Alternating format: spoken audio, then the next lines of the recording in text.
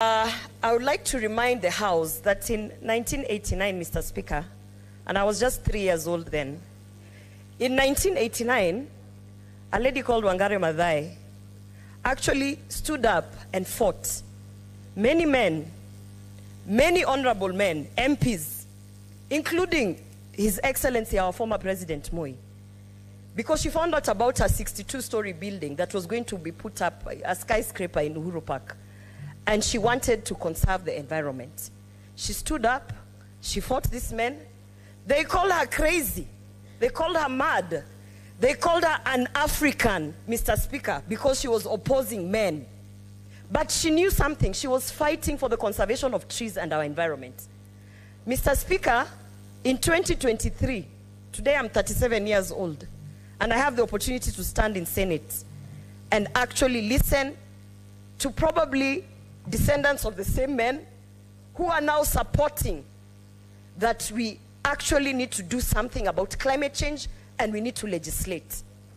Mr. Speaker, I want to say, let this be a lesson to the men and the women who are in this house, to our leaders, that sometimes women who stand up in different places, leaders, fighting for a cause, might actually be onto something, Mr. Speaker.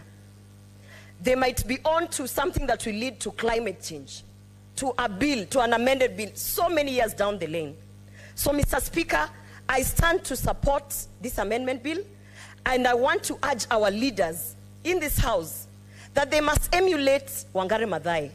They must stand up and we don't need to legislate good behavior. They must stand up, sensitize their communities on what carbon credits means, sensitize their communities on what it means to actually benefit in this amended bill. You don't need to legislate good behavior, Mr. Speaker. We just need to inculcate the culture of understanding that even the women in leadership might be onto something. Just like Wangari Maathai was called crazy and mad, and today we are in this House legislating on the roots of the seed that she planted, Mr. Speaker. So I stand to support this bill, and I want to say that as we are legislating whatever, let us not forget that it is that crazy, mad woman called Wangari Maathai who got us to where we are today. Thank you, Mr. Speaker.